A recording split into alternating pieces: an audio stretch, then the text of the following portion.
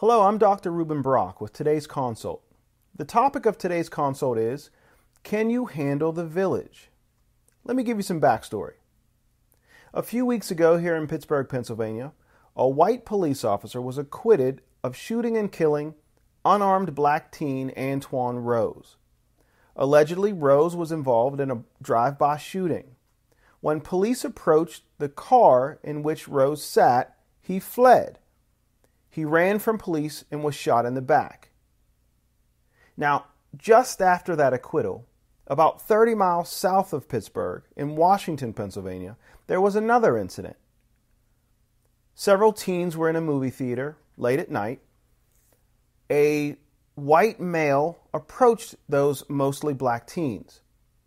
Those teens were acting unruly, as teenagers sometimes do, and they were being asked, not so nicely, to be quiet. They didn't respond well to that request, and according to some reports, that adult became aggressive.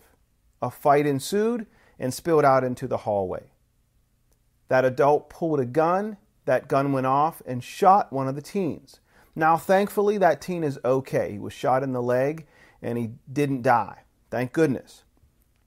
But those two incidents, Antwan Rose and the one here in Washington, have sparked a lot of debate, a lot of conversation, and even some protest.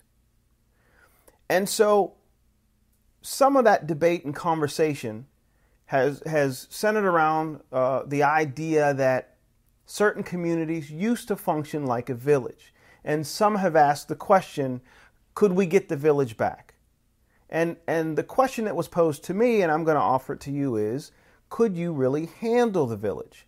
Folks say they want that village, but could you handle the way the old school village functioned? Now, the old saying goes, it takes a village to raise a child. And particularly in black communities, there was this idea that there was a close-knit village feel in our communities. And so I guess the challenge or question that I have for you is, could you today handle the way that old school village functioned? And so let me paint a picture. You go back 50 years. Teens are in a movie theater. I would argue that there would be a couple of assumptions. The first assumption would be that, first of all, no one would ever have to ask you to sit down and be quiet. And speaking from personal experience, what I would say is the reason no one would ever I would never want someone to have to ask me to be quiet is I know that word would immediately travel to my mother, and my mother would respond in kind. My mother would never allow me to be out in the street messing up her name, so to speak. So the first assumption would be that no adult would ever have to ask you to sit down and be quiet. But the second assumption, I would argue, in that old school village is that if someone did approach you, some adult in your village approaches you and tells you, be quiet. Well, the assumption would be that you would respond to that request as if that were your parent making the request. Because after all, that's the village. It takes a village. And this person is a part of your village asking you or even reprimanding you, telling you to be quiet. And so my question is that the way we could function today? Would you respond well if someone who is not your parent asks you to do something, tells you to do something? And I'll go a step further. Would you, as a parent, respond well to the idea that someone out in the community reprimands your child? And as I look around today at many communities, including my own, I don't see it. I don't see parents responding well to that idea. And I think of education. I talk to K through 12 educators all the time. And often what I hear from them is that their worst nightmare is parents. When a teacher sends home a message that a child has done something wrong, when a parent gets a phone call from the school suggesting that the child is in the wrong in some way, oftentimes what you see is that rather than jumping on the child, that parent jumps on the teacher. And so again, I have to challenge, could you really handle the village? When I was young, if my mother were to get a phone call from the school saying that I had done something wrong, there wouldn't be any question from my mother about whether or not I believed that I had done something wrong. It would be swift and immediate. My mother would make the assumption that the teacher was telling the truth, and she would handle me accordingly.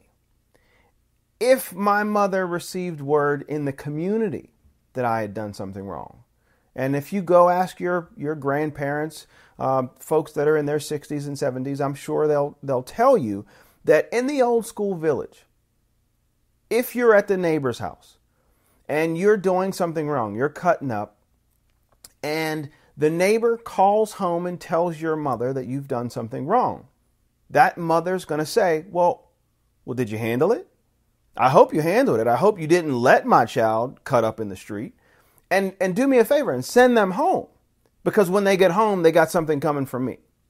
Now, I'm not advocating that you beat your kids or anything like that. But the point is, in the old school village, not only was there the assumption that the neighbors could reprimand your children, but also that when you got home, your mother would reinforce whatever reprimand you were given by your neighbor, and rather than kind of defending or undoing whatever reprimand you were given by the neighbor or some other member of the community. And so I think to myself about this idea of the village that people say that they want, and really what we're talking about here is community. And so I looked up the definition of community. And the definition of community is a unified body of individuals. Unified, right? So it's a body of individuals that are together, unified, working together. Or a people with common interests living in a particular area. And so it's easy enough to say, okay, my neighbors and I, we all live in a particular area. But you have to go a step further to ask yourself, do my neighbors and I have common interests? Right? Because that's what a community is. It's not just that we live together, it's that we have common interests.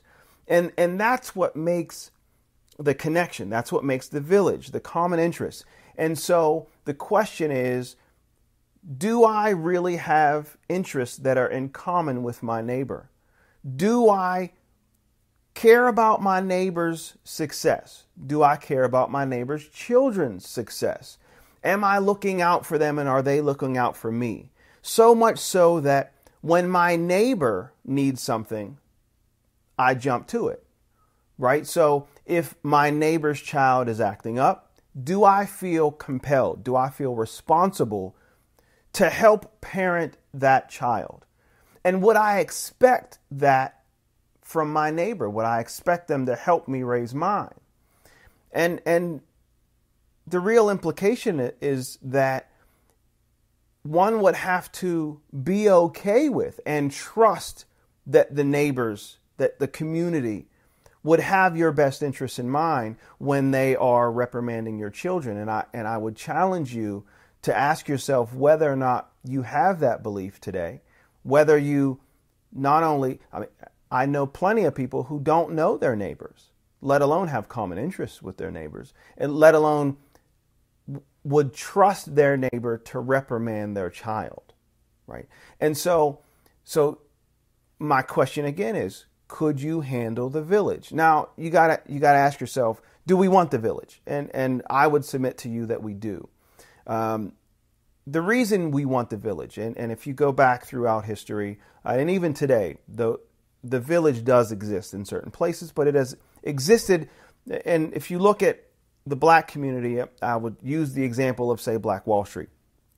And Black Wall Street was a community where there were people in a close-knit area, and they lived together out of necessity, but they functioned as a cohesive unit.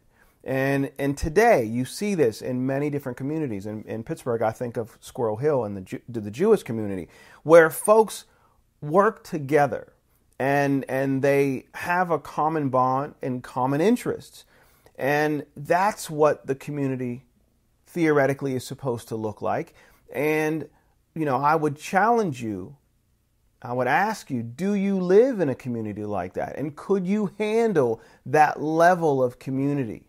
And so, if you have that level of community, then all of a sudden the incidents that we're talking about here, they look different. Because, if I'm thinking about this incident here in Washington, PA, I think about, okay, well, if that man approaches these young men and asks them to be quiet, what are their parents' expectations of what they're to do next, right? If you could freeze the frame right after this man says, hey, you guys, be quiet, what would their parents have expected them to do in that moment, right? And now I'm not saying that man was right. I'm certainly not. And I'm certainly saying that he went too far and needs to be held accountable. And I am one of the folks that is actively calling for that justice be done in that situation. But if I look at all these different situations, I think of the Antwan Rose situation, or Mike Brown, or Tamir Rice, any of these different situations. What I have a problem with, I guess, is that I don't see us talking about the village, because my question is, where's the village in these situations and in these scenarios? Where are the folks who would hold these young people accountable and say, hey, you can't do that, right? And possibly make it so that those young people don't end up in this situation. And that is not to excuse what has come next in many of these situations, right? And so, oftentimes what happens is we get caught up in the conversation, and rightfully so. We end up in the conversation about the unnecessary use of force, or the police brutality, or any of those things. And those are conversations we need to have. There is absolutely a situation in America where oftentimes people are seeing particularly black men as more dangerous than they actually are, and therefore using undue force. And so you are seeing young people dying unnecessarily, in my opinion, when white teens in the same scenarios wouldn't be killed. And that's a conversation we need to have. But the conversation that isn't being had oftentimes is the one about, where's my community? Where's the community that would have told Tamir Rice, hey, be careful out here. You got to put that gun down. You can't do that. Or would have held these young boys accountable and said, hey, you can't act up in a movie theater.